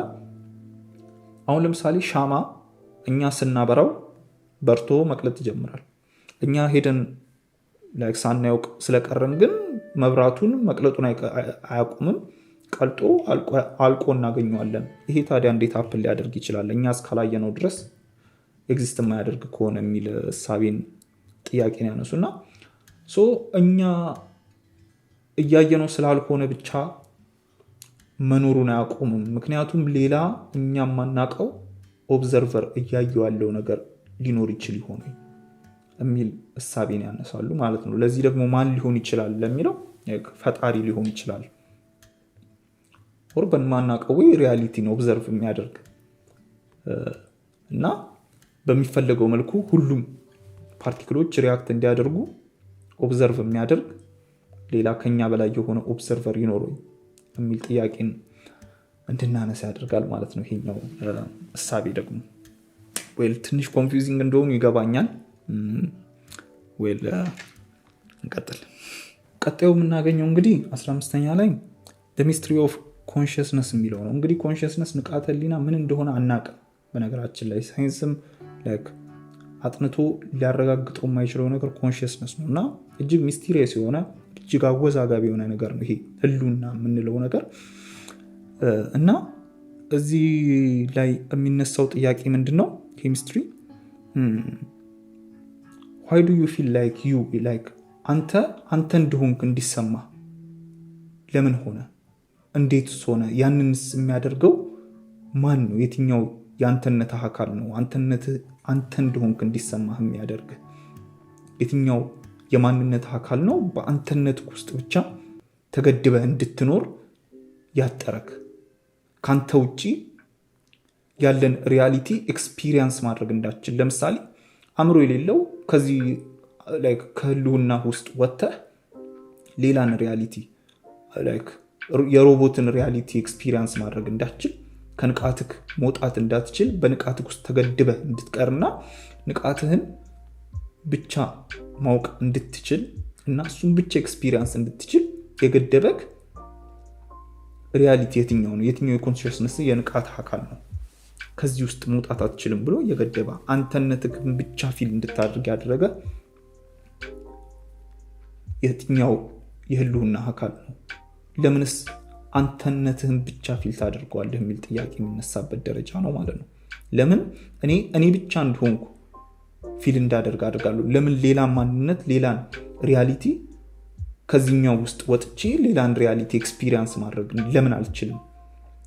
ማንስ ነው በዚህ መልኩ በአንድ ማንነት ውስጥ ብቻ ታጥሬ እንድቀር የገደበኝ ሪያሊቲ የማይፈቅድልኝ የሚል ጥያቄ እንድታነሳ የሚያደርግህ እሳቤ ነው ማለት ነው ሚስትሪ ኦፍ ኮንሽስነስ። እንግዲህ ይሄንን ሳይንስም ሆነ ማንኛውም ነገር መልስ የሚሰጠው ነገር አይደለም። የተለያዩ ሃይማኖታዊ እሳቤዎች የተለያዩ እምነቶች ሊኖሩ ይችላሉ፣ ግን ትክክለኛ ኤግዛክትሊ ለዚህ ስለሆነ ነው ብለን እስካሁን ድረስ ያገኘነው እሳቤ የለም ማለት ነው። እንግዲህ ለዘመናት ፈላስፎች የጠየቋቸው እሳቤዎች ናቸው። ቀጣይ የምናገኘው እንግዲህ 16ኛ ላይ የምናገኘው the past and the future simultaneously exists በአንድ ላይ ትላንትናችንም ያለፈውም የወደፊቱም አሁን ላይ በአንድ ቦታ ላይ በአንድ ሪያሊቲ ላይ ነው የሚገኘው እንጂ ያለፈና የወደፊት የሚባል ነገር የለም። ሁሉም ነገር በአንድ ቦታ ላይ ኤግዚስት የሚያደርግ በአንድ መስመር ላይ የሚገኝ ነገር ነው የሚልን እሳቤ የሚያነሳ ነው ማለት ነው። ያለፈውና የሚመጣው ኦሬዲ ኤግዚስት አድርጓል፣ ኦሬዲ ሀፕን ያደረገ ነገር ነው የሚል እሳቤ የሚነሳበት ነው። እንግዲህ የአንስታይን ሪላቲቪቲ ቲዮሪ ላይ ጊዜን የተለየ ነገር እንዳልሆነ ነው የነገረን ማለት ነው አንስታይን። እንግዲህ እኛ ስሪ ዳይሜንሽን ቢንግ እንደሆኑ ነበረ የምናስበው፣ ግን አይደለንም። ፎርዝ ዳይሜንሽን ውስጥ ነው የምንገኘው። እሱ ምንድነው? ሃይት ሌንግዝ እና ዊድዛችን አይደል? ወደፊትና ወደኋላ መሄድ እንችላለን፣ ወደ ጎን መሄድ እንችላለን፣ ወደ ላይና ወደ ታች መሄድ እንችላለን። እነዚህ ሶስቱ ዳይሜንሽኖቻችን ናቸው። አራተኛው ዳይሜንሽን ታይም ነው። እሱን ከነዚህ ከስፔስ ጋር አብሮ የሚያያዝ ነገር ነው ያለን። እሱ ምንድነው? አራተኛው ዳይሜንሽናችን ደግሞ ያለፈና የወደፊት። ያለፈና የወደፊት ሪያሊቲ ዳይሜንሽን ከሆነና ኦልሬዲ ኤግዚስት ያደረገ ነገር ከሆነ ትላንትና ዛሬ የምንለው ነገር ትላንትና ነገ የምንለው ነገር ኦልሬዲ ኤግዚስት ያደረገና ሀፕን ያደረገ ነገር ነው ወደሚል ሪያሊቲ እንድንመጣ ያደርገናል ማለት ነው። ያ ከሆነ ደግሞ ፊውቸራችን ኦልሬዲ ኤግዚስት ያደረገ ነገር ከሆነ ያለፈው ታሪካችንም ኦልሬዲ ኤግዚስት ያደረገ ነገር ከሆነ ፊውቸራችን እኛ የምንፈጥረው ነገር አይደለም፣ ኦልሬዲ ኤግዚስት ያደረገ ነገር ነው። በእኛ ቁጥጥር ስር አይደለም። እኛ ፊውቸራችንን መቀየር አንችልም። የምንወስነው ውሳኔ ሪያሊቲውን መቀየር አይችልም። ቢኮዝ ፊውቸራችን ኦልሬዲ ኤግዚስት ስለሚያደርግ የሚል እሳቤ ውስጥ ይከተናል ማለት ነው። ያ ከሆነ ደግሞ ፍሪ ዊል ያለ ነው ህይወታችን ላይ እኛ ቁጥጥር አለ ነው። እኛ ራሳችን ህይወታችንን በፈለግነው መንገድ መምራት እንችላለን። ኦልሬዲ ፊውቸር የወደፊቱ ኦልሬዲ ኤግዚስት ያደረገ ነገር ከሆነ ሀፕን ያደረገ ነገር ከሆነ እኛ ህይወታችንን መቆጣጠር እንችላለን የሚል ጥያቄ እንድታነሳ ያደርጋል ማለት ነው። ቢኮዝ የምቀይረው ነገር የለም ኦልሬዲ ሀፕን ያደረገ ነገር ከሆነ። ይህ እንግዲህ ወደዛ ነው የሚያመራን። ስለ ታይም ሲነሳ እንግዲህ በጣም አወዛጋቢ ጥያቄ ነው። ጊዜ ምንድን ነው የሚለው ጥያቄ ማለት ነው። ከሰሞኑ በጣም ለማየት ስሞክል ነበረ። አሁን ፓስትና ፊውቸር የምንለው ነገር በራሱ በጣም አጠያያቂ ነገር ነው እና አሁን ናው የምንለው ይሄ አሁን ፕሬዘንት የምንለው ሀፕን እያደረገ ያለው ታይም በራሱ አጠያያቂ ነው። አሁን ለምሳሌ እስካሁን ሳወራችሁ የነበረው ነገር ያለፈ ከሆነ ከዚህ በኋላ ማውራችሁ ነገር ደግሞ ወደፊት የሚመጣው ነገር ከሆነ አሁን የሚባለው ባለፈውና በወደፊቱ መካከል ያለው አሁን የሚባለው ጊዜ ርዝመቱ ምን ያህል ነው? አሁን ምን ያህል ነው? ልኬቱ ምን ያህል ነው? የአሁን ቢሆንስታሚ ይሄ በጣም ወደ አወዛጋቢ ወደሆነ ነገር እንትን ይለናል ማለት ነው። ምን ይለናል አእምሯችን? የተለያዩ ጥናቶች እንደሚያሳዩት ጊዜ የሚባለው ነገር በአእምሯችን የሚፈጠር ኢሉዥን ነው እንጂ ሪያሊቲ ላይ ያለ ነገር አይደለም። እኛ ኤክስፒሪየንስ የምናደርገው ጊዜ ቅድም እና ወደፊት ብለን የምንለው ጊዜ ሪያሊቲ ላይ ኤግዚስት ያደረገ ያለ ነገር ሳይሆን በአእምሯችን ቅድም ከተፈጠሩ ሚሞሪዎች እና በኋላ ላይ ከሚፈጠሩ ነገር አንጻር ላይ ተንተርሶ ያንን ጊዜን ይረዳዋል እንጂ በራሱ የተለየ ጊዜ የሚባል ነገር ቅድምና በኋላ የሚባል ነገር ደግሞ የለም የሚል እሳቤም አለ ማለት ነው። ሁሉም ነገር አሁን ላይ ነው ሀፕን እያደረገ ያለው። ፓስት የሚባል ነገር የለም፣ ፕሬዘንት የሚባልም ነገር የለም፣ አሁን ፊውቸር የሚባል ነገር የለም። ፕሬዘንታችን ላይ ብቻ ነው ሁሉም ነገር ሀፕን ማድረግ የሚችለው።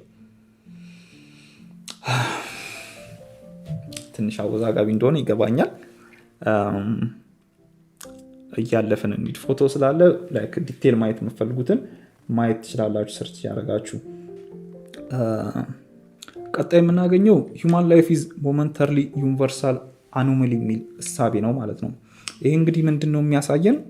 የኛ መፈጠር የኛ ፍጥረት ኤግዚስተንሳችን እዚህ ዩኒቨርስ ውስጥ ክስተት ቢሆንስ የሁማን ላይፍ ይሄ ህይወት የምንለው ነገር ሀቢታብል ለህይወት ምቹ የሆነች ምድር ላይ መገኘት የቻለው ዩኒቨርስ 13.8 ቢሊዮን ዓመታት በኖረችበት ጊዜ ውስጥ በተፈጠሩ የተለያዩ ክስተቶች ውስጥ አንዲት ትንሽዬ ድንጋይ ላይ የተፈጠርን ፍጥረታት ነን እና ይሄ ዩኒቨርስ ውስጥ ሀፕን ማድረግ የሚችል ነገር ነው። ቴዎሬቲካሊ በሳይንቲፊክ ወይ ከተኬደ በዚህ 13.8 ቢሊዮን ዓመታት ሂደት ውስጥ ማንኛውም ነገር የትኛውን ቦታ ላይ ሀፕን ማድረግ ይችላል። ፈጣሪ መፍጠር የሚችልበት ሪያሊቲ ሊኖር እንደሚችለው ሁሉ በተለያዩ ናቹራል ሂደቶች በናቹራል የህይወት የተፈጥሮ ሂደት ውስጥ ከስንት አንዴ በጣም ሬር በሆነ እድል በጣም ጠባብ በሆነ እድል ዩኒቨርስ ውስጥ አንዲት ፕላኔት ላይ በአንዲት በናቹራል ክስተት የተፈጠረን አክሲደንት ብንሆንስ አክሲደንታሊ የተፈጠረን ነገሮች ብንሆንስ የሚል ነው። እንግዲህ ይሄ ቪዙዊስቶች የሚያምኑት በዚህ ነው አይደለ? ናቹራል ፕሮሰስ ነው። በናቹራል ፕሮሰስ ነው ኤግዚስት ያደረግነው። ትናንሽ ሴሎች በሄዱት ረጅም የዘመናት ፕሮሰስ ነው ኤግዚስት ያደረግነው የሚል እሳቤን ነው የሚቀበሉ። ይሄ ሪሊም ሀፕን ሊያደርግ ይችላል። ፈጣሪም መፍጠር የሚችልበት ሪያሊቲ ሊኖር እንደሚችለው ሁሉ በክስተትም በአጋጣሚ መፈጠር የምንችልበት እድል ጠባብ አይደለም። ምክንያቱም ዩኒቨርስ ለረጅም ቢሊዮን ዓመታት ነው የኖረችው። በዚህ ረጅም ቢሊዮን ዓመታት ውስጥ እጅግ የተለያዩ ክስተቶች ሀፕን አድርገዋል። የተለያዩ ፕላኔቶች ተፈጥረዋል። የተለያዩ ሂደቶች አልፈዋል። በዚህ ሂደት ውስጥ አንዲት ዩኒቨርስ ውስጥ ያለች አንዲት ጥንጥዬ ቦታ ላይ ሀፕን ያደረግን የዩኒቨርስ ክስተት ብንሆንስ የሚል እሳቤ አለ ማለት ነው። እዚህ ላይ አንድ ፊልም ላይ የሆነ የኢንተርስቴለር ካራክተር ያለው ነገር አለ ማለት ነው።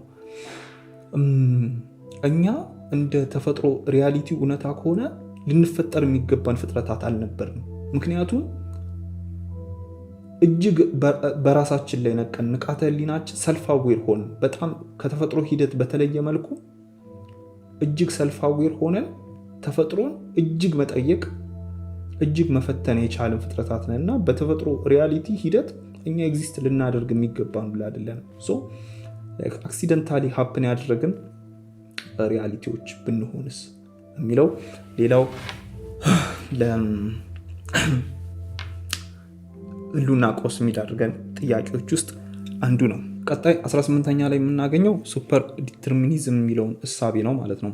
ይህ እንግዲህ ምንድን ነው የሚለን ኤቭሪቲንግ ኦልሬዲ ሁሉም ነገር የምናደርጋቸው ነገሮች በሙሉ እየሆነ ያለው ነገር በሙሉ ኦልሬዲ ቢግ ባንግ ላይ ዩኒቨርስ ሲፈጠር ሁሉም ነገር ፕሪዲተርሚንድ የሆነ እስከ መጨረሻ ድረስ የሚሄደው ሂደት የሚታወቅ ወይም ደግሞ መለወጥ የማይችል የሆነና ሁሉም ነገር ያንን ተከትሎ እየሄደ ያለ ነገር ከሆነ ቢሆንስ ምንም ነገር በማንም መቀየር የማይችል ከሆነ እና ሁሉም ነገር ዩኒቨርስ ውስጥ ፕሪዲተርሚንድ ከሆነ ቀድሞ የተጻፈ ወይም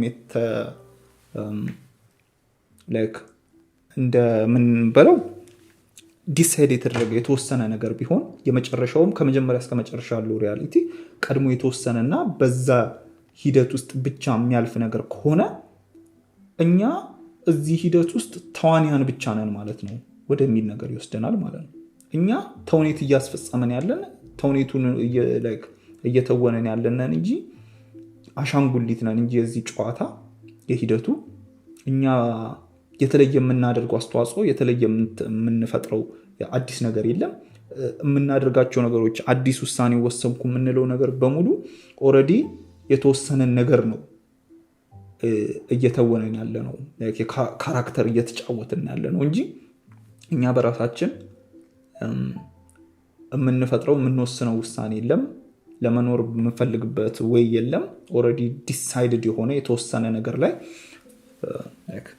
ሂደቱን ተከትለን እያለን ያለን ቢሆንስ የሚል ጥያቄን እንዲፈጥር ይሄ እንግዲህ ኤንፒሲ እንደሆነ ነው እንዲሰማን የሚያደርገው። ጌም ላይ ታችሁ ከሆነ ዋናው ካራክተሩ የሚደባደቡ ምናምን እንዳለ ሆኖ መንገድ ላይ ደግሞ ዝም ብለው የሚሄዱት አሉ።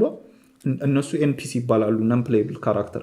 እንደዛ እንድንሆን ይሰማናል ማለት ነው። ጀስት ተውኔቱን ብቻ እየተወንን እኛ ሪያሊቲ ላይ ምንም የምናደርገው አስተዋጽኦ እንደሌለ እንዲሰማንና ኤንፒሲ እንደሆነ እንዲሰማን ያደርገናል ማለት ነው። ጀስት አሻንጉሊት እንደሆንን እንዲሰማን የሚያደርገን እሳቤ ነው። እንግዲህ ይሄ 19ኛ ላይ ያለው the brain creates the flow of time አእምሯችን ቢሆንስ የጊዜን ሪያሊቲ የሚፈጥረው ቅድም ያነሳውላችሁ ስለሆነ ደግሞ ይሄን ከዛ ጋር ተመሳሳይ ነው። አእምሯችን ቢሆንስ ታይም የሚለውን ነገር የሚፈጥረው ሪያሊቲ ላይ ታይም የሚባለው ነገር ባይኖርስ የሚለው እሳቤ ነው። ይሄን አንስተነዋል። ይሄኛው 20ኛው ላይ የምናገኘው ቦልትዝማን ብሬን የሚባለውን እሳቤ ነው። ይሄ እንግዲህ ትንሽ ወሰብሰብ ያለ ነው። ኳንተም መካኒክስ ላይ ኳንተም ፊዚክስ ላይ ይገባል ይሄ እሳቤ ማለት ነው። ይህ እንግዲህ ምንድን ነው የሚለን ዩኒቨርስ ውስጥ የሆነ ቦታ ላይ ለአጭርም ጊዜ ይሆን ለሆነ ለተገደበ ጊዜ ያክል አእምሮ የሚባለው ብሬን ከኮንሽስነስ እና ከሚሞሪ ጋር ሊፈጠር የሚችልበት ሪያሊቲ እንዳለ ነው የሚያስረዳም ማለት ነው። አተሞች እና የተለያዩ ፓርቲክሎች አተሞች እንግዲህ እጅግ የተወዛገቡ ፍጥረታት ናቸው ማለት ነው። ላይ የሚሰሩበት ወይ መታወቅ አይችልም። በጣም መተንበይ በማይቻል መልኩ ነው ኤግዚስት የሚያደርጉት ማለት ነው ፓርቲክሎች የሚንቀሳቀሱበት ወይና እነዚህ ከቢግ ባንግ ጀምሮ እስካሁን ለ13.8 ቢሊዮን ዓመታት በዩኒቨርስ ውስጥ የመጡ የአተም ብዛት በፊዚክስ በፕሪንሲፕል ደረጃ የሆነ ሪያሊቲ ላይ ብሬን ስትራክቸርን መፍጠር የሚችሉበት አቅም እንዳላቸው ያስረዳናል ማለት ነው። ብሬን የምንለውን ስትራክቸሩን ብቻውን የሆነ ሰዓት ላይ ጀስት አውት ኦፍ ኖዌር አእምሮ የሚለውን ነገር ለቴምፖራሪ ፈጥረውት ኮንሽስነስ ሰጥቶት ሚሞሪን ሰጥቶት ትዝታ ማለት ነው ላይክ ሀፕን ያደረጉ ክስተቶችን ኤክስፒሪየንስ እነዛ አተሞች በዛ መልኩ ያንን ነገር ኤክስፒሪየንስ ማድረግ ይችላሉ። ያንን ነገር ሀፕን እንዲያደርግ ማድረግ ይችላሉ። በ13.8 ቢሊዮን ዓመታት ሂደት እነዚህ አተማት ማንኛውንም ነገር ማድረግ ይችላሉ። ማንኛውም ነገር ሀፕን እንዲያደርግ የማድረግ አቅም አላቸው ከጊዜው ኢንፋይናይት መሆን ከጊዜው ብዛት ስፋት የተነሳ ማለት ነው። አሁን ላይ እንኳን ሀፕን ባያደርግ ወደፊት እኛም ማናቀው እኛ ባናቀውም ግን አተሞች ብሬን እና ኮንሽስነስን ከሚሞሪ ጋር ብቻውን የሆነ ቦታ ላይ ዩኒቨርስ ላይ መፍጠር የሚችሉበት አቅም እንዳላቸው ይነግረናል ማለት ነው። ሶ ትንሽ ወዝገብ ያደርጋል ይሄ በዛ መልኩ አእምሮና ንቃተ ህሊና ህልውና የሚባለውን ነገር እነዚህ አተሞች እነዚህ ፓርቲክሎች በጊዜ ሂደት የሆነ ሰዓት ላይ አውት ኦፍ ኖዌር አድርገው መፍጠር የሚችሉበት ሪያሊቲ ካለ በጣም ከባድ ነው የሚሆነው ማለት ነው። ኮንሽስነስ የሆነ ቦታ ላይ የሆነ ዩኒቨርስ ውስጥ ኤግዚስት ሊያደርግ ይችላል ከሆነ ሚሞሪ ጋር የሆነ ሰዓት ኤክስፒሪየንስ አድርጎት ይጠፋል። that's weird. ዩኒቨርስ is very weird አይደል? reality is very weird. so እነዚህ እንግዲህ ቲዎሪዎች ናቸው እሳቢዎች ናቸው። አብዛኞቹ የተረጋገጡ ነገሮች አይደሉም፣ ግን ከአንዳንድ ነጥብ ላይ ተነስቶ የሚጠየቁ ጥያቄዎች ናቸው። so ቀጥሎ የምናገኘው የመጨረሻዎቹ ሁለቱ ኳንተም ኢሞርታሊቲ የሚባለው እሳቤ ነው ማለት ነው። እሱ ምንድነው? ኳንተም ኢሞርታሊቲ ምንድነው? በኳንተም ፊዚክስ እይታ በኳንተም ፊዚክስ ምልከታ እያንዳንዱ ክስተት ሪያሊቲን ስፕሊት አድርጎ ሌላ ሪያሊቲን ይፈጥራል፣ ሌላ ዩኒቨርስን ይፈጥራል ነው የሚሉት እያንዳንዱ ክስተቶች። አሁን ለምሳሌ እኔ ላይክ እንበልና የሆነ ነገር ራሴ ላይ አደጋ ለማድረስ በሞክርና ራሴን ላይክ ለማጥፋት በሞክር ላይክ ራሴን የማጠፋበት እና እኔ ደግሞ ራሴን ሳላጠፋ የምቀጥልበት ሌላ ሁለት ሪያሊቲ ተገንጥሎ ይፈጥራል። ሶ እዚህኛው ሪያሊቲ ላይ እኔ ለሞት ላይክ የሞትኩትን እኔ ኤክስፒሪየንስ ላድርግ ይችላል፣ ግን ሞቼ አልቀርም። በዛኛው ሪያሊቲ ደግሞ ኤግዚስተንስ ይቀጥላል ማለት ነው። ሶ ላይክ ኤቭሪ ዲሲዥን የምናደርጋቸው ነገሮች ሁሉ እያንዳንዱ እንቅስቃሴ እያንዳንዱ ውሳኔያችን ስፕሊት አድርጎ ዩኒቨርስን ሌላ ተጻራሪ ዩኒቨርስን ይፈጥራል። ሶ በዛ ተጻራሪ ዩኒቨርስ ውስጥ በየጊዜው ኤግዚስት እያደረግን ሁሌም የኛ ኤግዚስተንስ ሊያበቃ ባለበት ወቅት ሁሉ የኛ ኤግዚስተንስ እንዳያበቃና ህልውናችን እንዲቀጥል የሚያደርግ አንጻራዊ የሆነ ዩኒቨርስን አንጻራዊ ሪያሊቲን አንጻራዊ እውነታን ይፈጥርና በዛ በኩል እንድንቀጥል ያደርገናል። ሶ በዛ መልኩ ነው ቀጥለን እስካሁን እየቆየን ያለ ነው እንጂ አብዛኛው ሪያሊታችን ላይክ እንድንቀጥል ላይ ያደርገን ይችል ይሆናል። የሆነ ነገር ሀፕን አድርጎብን የሆነ ቦታ ላይ የሆነ ሪያሊቲያችን እኛነታችን አብቅቶ ሊሆን ይችላል። ሶ በተፈጠረው አንጻራዊ ሪያሊቲው ላይ ኤግዚስት እያደረግን ነው የምንቆየው። በዚህ መልኩ ደግሞ በኳንተም ኢሞርታሊቲ ኢሞርታል ሆነ ሳንሞት ላይክ ሁሌም ኤግዚስት እያደረግን የምንቆይበት እውነታ ሀፕን ሊያደርግ ይችላል። ዩኒቨርስ ኢዝ ቬሪ ዊርድ። እንግዲህ እንዳልኳችሁ ዊ ዶንት ኖ ይህ ሀፕን የሚያደርግ ከሆነም በራሱ በጣም ላይክ ህልውናችንን የህልውናችን ማብቂያው የቱ ጋር ነው፣ ህልውናችን እውነት ሲያበቃል የሚል ጥያቄ እንድንጠይቅ ያደርገናል። በዚህ ብዙ የሚያምኑ የሚቀበሉት አሳቢያን አንዳሉ መርሳት አያስፈልግም፣ ብዙዎች ይቀበሉታል። የመጨረሻው you can't die from your perspective የሚለው ከናንተ እይታ እናንተ መቼም አትሞቱም። ከናንተ ፐርስፔክቲቭ ማለትም ሞት የሚባለውን ነገር ንቃተ ህሊናችሁ ህልውናችሁ ኤክስፒሪየንስ ማድረግ አይችልም። ሌላ አካል ነው ስትሞቱ እናንተ ማየት የሚችለው እንጂ ንቃተ ህሊናችሁ ስትሞቱ እንደምትሞቱ የሚያውቅበት እውነታ የለም። አሁን ለምሳሌ እንቅልፍ ሲወስዳችሁ የመጨረሻዋ ሰከንድ አስተውላችሁ ከሆነ አታውቁትም አይደለም ምን ሰዓት እንደወሰዳችሁ። እንደዛ ሁሉ ስንሞት እኛም አናውቀውም፣ ሌሎች ሰዎችን ግን አፌክት ያደርጋል። ሌሎች ሰዎች ያውቁታል፣ መሞታችንን ይረዱታል። ግን እኛ ራሳችን ንቃተ ህሊናችን መሞታችንን የሚያውቅበት ሪያሊቲ እስከሌለ ድረስ ከኛ ፐርስፔክቲቭ ከኛ እይታ አንጻር እኛ መቼም አንሞትም። ለህልውናችን ለንቃተ ህሊናችን ለኮንሽስነሳችን የምንሞትበት እውነታ የለም። ኮንሽስነሳችን ሳንሞት የምንቀር እንደሆንን ነው የሚያስበው የሚያውቀው። this is weird አይደለም ግን it's true። መሞታችንን ሌሎች ሰዎች ነው የሚያዩት እንጂ የሚያስተውሉት እንጂ እኛ ሳናውቀው ነው የምንቆየው። ስንሞትም ሳናውቀው ነው የምንሞተው። ይሄ እንግዲህ በጣም ይገርማል። ከዚህ ጋር ተያይዞ አንድ የሚያስቀኝ ነገር አለ። የሆነች ሴትዮ ያለችው ቲክቶክ ላይ ስትሞቱ እናንተ አታውቁትም፣ አይታወቃችሁም፣ ግን ብዙ ሰዎችን አፌክት ያደርጋል። የእናንተ ሞት ያሳዝናል፣ ይጎዳል፣ ይበድላል፣ ሀዘን ውስጥ ይከታል። ደደብ ስትሆኑም እንደዛ ነው አለች። ደደብ ስትሆኑም እናንተ አይታወቃችሁም፣ ግን ሌሎችን ትጎዳላችሁ ያለችው አንድ ነገር አለና ትመቸኛለች።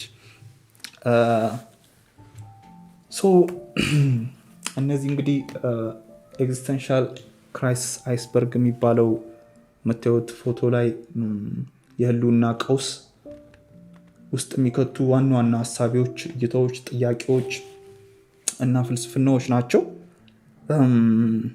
ኒቼ እንግዲህ ህይወት ትርጉም የሚገኝለት ነገር ሳይሆን የሚፈጠር ነገር ነው እንዳለው ሁሉ ለእነዚህ ጥያቄዎች ከኒቼ ሀሳብ ልዋስና መልስ የሚገኝላቸው ነገሮች ካልሆኑ እንግዲህ መልስ ፈጥረንላቸውም ልንጽናና ነው የሚገባን እንጂ ሌላ ምንም የምናደርገው ነገር የለም።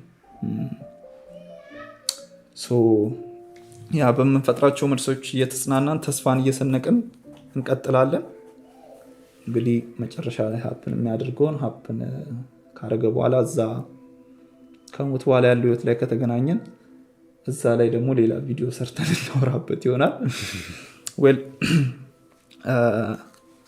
እነዚህ ናቸው ዋና ዋና እሳቤዎቹም። what do you think? እናንተም የግድ ፈላስፋ መሆን የለባችሁም፣ የግድ የሆነ ስም ሊሰጣችሁ አይገባም። አንድ ጥያቄን ለማንሳት የሰው ልጅ እንደመሆናችሁ መጠን እናንተም ጥያቄ ሊኖራችሁ ይችላል። ነገ ከነገ ወዲያ ቀጣዩ ትውልድ እጅግ ሊመራመርበት የሚችልን ጥያቄ ታነሱ ትችሉ ይሆናል። እዚህ ላይ ያልተነሱ ግን እናንተን ጥያቄ የሚፈጥርባችሁ እሳቤዎችም ካሉ እስቲ ቢጨምሯቸው ብዬ አስባለሁ ኮመንት ላይ። ቢኮዝ እናንተም የሰው ልጆች ናቸው። እነዚህ የሰው ልጆች እሳቤ ናቸው። እነዚህ እናንተ የምታነሷቸው ጥያቄዎች እናንተ ውስጥ የሚፈጠር የህልውና ቀውስ የሰው ልጆችም የጋራ ቀውስ ነውና ሌትስ ሼር ኢት፣ ሼር አድርጉን፣ እናውራበት እና በእነዚህ ጥያቄዎች ላይ ደግሞ ስህተት ነው ብላችሁ የምታስቡትን ይሄ በፍጹም ጥያቄ ራሱ ሊሆን አይገባም፣ ይሄ ከሆነ ይሄ ነው ብላችሁ የምታስቧቸውን እይታዎች ካላችሁ አስቀምጡ። እንግዲህ በቻልኩት አቅም ለመፍጠን እየሞከርኩ ነው ያነሷቸው። እንግዲህ እያንዳንዱ ላይ ጠልቀን ብንገባ ረጅም ጊዜ ወስድ ነበረ። ሰብስክራይብ ማድረግ እንዳትረሱ፣ ላይክ ሼር ለወዳጅ ጓደኞቻችሁ አድርጉላቸው። እንግዲህ ታዳጊ ዩቲዩብ ነው፣ የእናንተ ትብብር ያስፈልጓል። ለዛሬ እንግዲህ በኤግዚስተንሻል ክራይሲስ ላይ ያነሳናቸው ዋና ዋና ሀሳቢዎች እነዚህ ነበሩ። እንደምትወዱት ተስፋ አደርጋለሁ። አብራችሁን ስለቆያችሁ በጣም አመሰግናለሁ። አብሬያችሁ የነበርኩት እኔ አብዲስ አደፋር ነበርኩ። መልካም ጊዜ። ቴንኪው